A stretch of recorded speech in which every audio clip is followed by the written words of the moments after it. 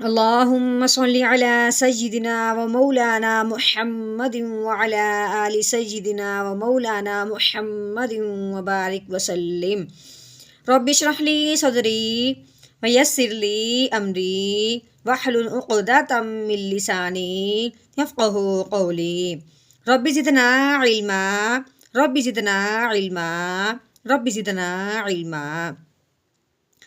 تو ہاں جی، آج ہمارا سورۃ الضحیٰ کا آخری سبق ہے، تو چلیے شروع کرتے ہیں۔ اعوذ باللہ من الشیطان الرجیم، بسم اللہ الرحمن الرحیم۔ ہاں جی، یہاں پہ پہلے آگے ہے واؤ، واؤ کے اوپر آگے ہے زبر، ٹھیک ہے، یہ جو اوپر لگی ہوئی ہے اس کا نام ہے زبر۔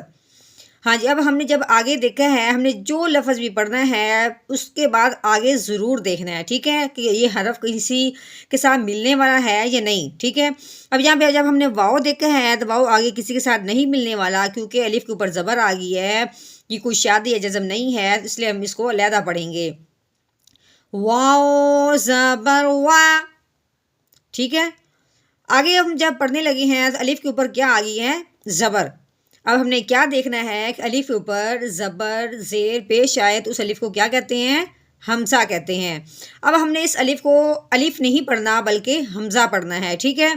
ہاں جی، جب ہم اس حمزہ کو پڑھنے لگے ہیں تو جب آگے دیکھا ہے تو آگے کیا ہے؟ میم کے اوپر شد، یہ جو چھوٹی سی 3 دندوں والی لگی ہوئی ہے اس کو کہتے ہیں شد، اور یہ جس کے اوپر آ جاتی ہے اس کو کہتے ہیں مشدد۔ اب یہ کیا ہے؟ میم مشدد ہے۔ ہاں جی، دوسری بات یہ، پہلی بات ہم نے یہ دیکھنی ہے کہ مشدد کی وجہ سے جو پچھلے والا حرف ہے حمزہ، یہ میم مشدد کے ساتھ ضرور ملے گا، ٹھیک ہے۔ اور دوسری بات ہم نے یہ ذہن میں رکھنی ہے کہ میم اور نون پہ اس طرح شد آ جائے، یعنی میم اور نون مشدد ہوں تو میم اور نون پہ ہمیشہ غنہ کرتے ہیں، ٹھیک ہے۔ اب ہم نے حمزہ کو میم کے ساتھ ملاتے ہوئے غنہ بھی کرنا ہے، تو کیسے غنہ کریں گے؟ حمزہ میم زبر ام، منہ بند کر کے ناک میں سے آواز نکالنا، اس کو کیا کہتے ہیں؟ ام، یہ ہے غنہ، ٹھیک ہے۔ وا ام۔ ہاں جی، آگے ہم نے جب دیکھا ہے میم کو پڑھنے لگے ہیں تو آگے ہے الف، ٹھیک ہے۔ اب اس کے بعد ہم جب آگے دیکھا ہے تو آگے کیا؟ آگے سین کے اوپر شد، یہ دیکھیں سین کے اوپر چھوٹی 3 دندوں والی شد لگی ہوئی ہے، تو اس کا مطلب ہے کہ سین مشدد ہے، ٹھیک ہے۔ اس کا کیا مطلب ہوا کہ جو سین مشدد ہے پچھلے والے حرف سے ضرور ملے گا۔ اب اگر کیا درمیان میں الف آ جائے، ٹھیک ہے، یا کوئی بھی حرف آ جائے لیکن اگلے حرف پہ کیا ہے؟ شد آ جائے، جزم آ جائے، تو ہم نے کیا کرنا ہے؟ درمیان والے حرف کو نہیں پڑھنا بلکہ میم کو ڈائریکٹ ہم نے سین کے ساتھ ملا دینا ہے، ٹھیک ہے۔ تو کیسے پڑھیں گے؟ میم سین زبر مس، ٹھیک ہے، کیسے؟ مس ام مس، ٹھیک ہو گیا۔ ہم نے اس کی سیٹی والی آواز نکالنی ہے کیونکہ جو سین ہوتا ہے وہ سیٹی والا ہوتا ہے۔ اب ہم نے کیا کرنا ہے؟ سین کیا ہے؟ مشدد ہے، ٹھیک ہے، سین مشدد ہے، لیکن جب ہم سین پڑھنے لگے ہیں سین مشدد ہم نے جو تھا میم کو سین کے ساتھ ملا دیا، اب ہم نے سین کی اپنی زبر پڑھنی ہے۔ جب ہم اس کی اگلی زبر پڑھیں گے تو اس کو آگے دیکھیں گے، آگے کیا ہے؟ الف آ گیا ہے۔ ہاں جی، یہ بات ہم نے ذہن میں رکھنی ہے کہ الف سے پہلے اگر زبر آ جائے تو اسے ایک الف کے برابر لمبا کرتے ہیں۔ اب ہم نے سین کو الف سے ملاتے ہوئے زبر پڑھیں گے تو ہم نے اس کو ایک الف کے برابر لمبا کرنا ہے۔ اس کے بعد جب ہم نے دیکھا کہ اس کے اوپر کیا لگی ہوئی ہے؟ مد، جس کے اوپر مد آ جائے تو اس کو ہم 3 الف کے برابر لمبا کرتے ہیں۔ اب اس میں ایک اور اہم بات یہ ہے کہ یہ مد کے فوراً بعد ہی اگر حمزہ آ جائے، مد کے فوراً بعد ہی اگر حمزہ آ جائے تو اس کو مد متصل کہتے ہیں۔ متصل کا مطلب کیا ہوتا ہے؟ کہ حمزہ اس کے ساتھ ملا ہوا ہے، علیحدہ علیحدہ نہیں ہے۔ متصل مطلب جڑنا، یہ حمزہ اس کے ساتھ جڑا ہوا ہے، ٹھیک ہے۔ تو پھر ہم نے کیا دیکھنا ہے کہ جو مد متصل ہوتا ہے اس مد کو 4 الف کے برابر لمبا کرتے ہیں، ٹھیک ہے۔ اب ہم نے کیا کرنا ہے؟ سین الف مد زبر سا، حمزہ زیر ای سا ای۔ اب لام کے اوپر زبر ہے، اب ہم نے لام پڑھنی ہے. کیسے؟ لام زبر لا، سائلہ. ٹھیک ہے، یہ مد کی وجہ سے 3 الف کے برابر لمبا ہوگا، اگر حمزہ کی وجہ سے 4 الف کے برابر لمبا ہوگا. ٹھیک ہے. ہاں جی، آگے دیکھیں. فا کے اوپر زبر ہے، لام کے اوپر بھی آگے اپنی لہذا زبر ہے، اس لیے یہ ایک دوسرے کے ساتھ نہیں ملیں گے. تو ہم نے کیا کرنا ہے؟ فا زبر فا. ہاں جی، جب ہم نے لام پڑھنے لگی ہیں تو آگے دیکھا، آگے یہ کیا ہے؟ الف. یہ ہے الف، یہ ہے لام، یہ ہے الف، جو ہم نورانی قاعدہ میں بھی پڑھ کے آئے ہیں. ٹھیک ہے. اب ہم نے کیا کرنا ہے؟ لام کو الف سے ملاتے ہوئے ہم نے کیا پڑھا ہے پیچھے؟ الف سے پہلے اگر زبر آ جائے، الف سے پہلے اگر زبر آ جائے تو اسے 1 الف کے برابر لمبا کرتے ہیں. اب ہم نے لام کو کیا کرنا ہے؟ لمبا کرنا ہے. لام الف زبر لا، فالا فالا. ٹھیک ہے. اب ہم نے کیا کرنا ہے؟ تا کو نون کے ساتھ ملانا ہے. کیوں ملانا ہے؟ کیونکہ نون ساکن ہے. ساکن کیا مطلب ہے؟ یہ جو چھوٹی سی دال نما ہے اس کو کہتے ہیں جزم. اس کو کیا کہتے ہیں؟ جزم. یہ جزم جس کے اوپر بھی آتی ہے اس کو ساکن کر دیتی ہے. ٹھیک ہے.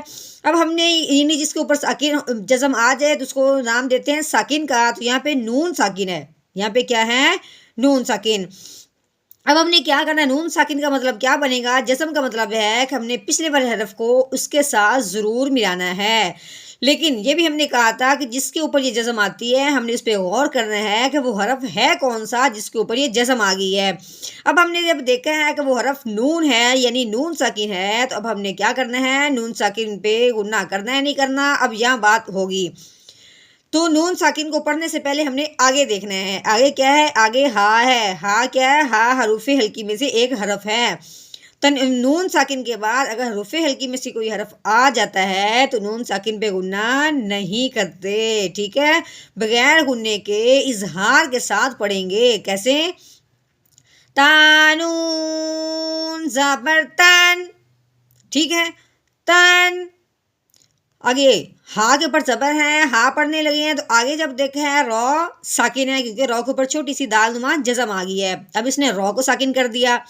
تو اب ہم نے کیا کرنا ہے؟ ہا کو رو کے ساتھ ملانا ہے. لیکن یہ بھی دھیان رکھنا ہے کہ اب رو جو موٹی پڑی جائے گی یا پھر باریک پڑی جائے گی اس کا دھیان کرنے کے لیے ہم نے پیچھے دیکھنا ہے. پچھلے حرف پہ کون سا اعراب ہے؟ پیچھے حرف پر زبر ہے. رو کے اوپر زبر جب پیش ہو تو رو پر پڑی جاتی ہے. اب رو ساکن ہے تو ہم نے اسے پچھلے والے کو دیکھنا ہے. پیچھے کیا ہے؟ پیچھے بھی زبر ہے. گویا کہ زبر اور پیش والی رو پر ہوتی ہے. اب ہم نے پیچھے زبر کی وجہ سے اس رو کو پر پڑھنا ہے. ٹھیک ہے. ہارو زبر ہاؤ ہاؤ. ٹھیک ہے. تن ہاؤ. ہاں جی، اب ہم نے کیا کرنا ہے؟ وقف کر دینا ہے. وقف کی صورت میں اب ہم نے اس کو کیا کرنا ہے؟ ساکن کرنا. یہ تو پہلے ہی ساکن ہے تو اب ہم وقف کے میں اس میں کیا تبدیلی کریں گے؟ ہم نے یہ دیکھنا ہے کہ وقف کی صورت میں آخر والا حرف اگر ساکن ہوتا ہے تو اس کو وقف کی وجہ سے بھی ساکن ہی رکھتے ہیں. وقف کی وجہ سے اس میں کوئی تبدیلی نہیں کرتے. تو کیا کرنا ہے؟ آگے وقف تنہاؤ تنہاؤ. ہم نے صرف اپنا لہجہ چینج کرنا ہے. پہلے ہم نے پڑھا تھا تنہاؤ، اب وقف کی وجہ سے تنہاؤ. ٹھیک ہو گیا. چلیں اب ہم ارادہ تو یہی تھا کہ ہم یہ جو آیت آیا مکمل کر لیں گے لیکن پھر ہماری ویڈیو زیادہ لمبی ہو جائے گی.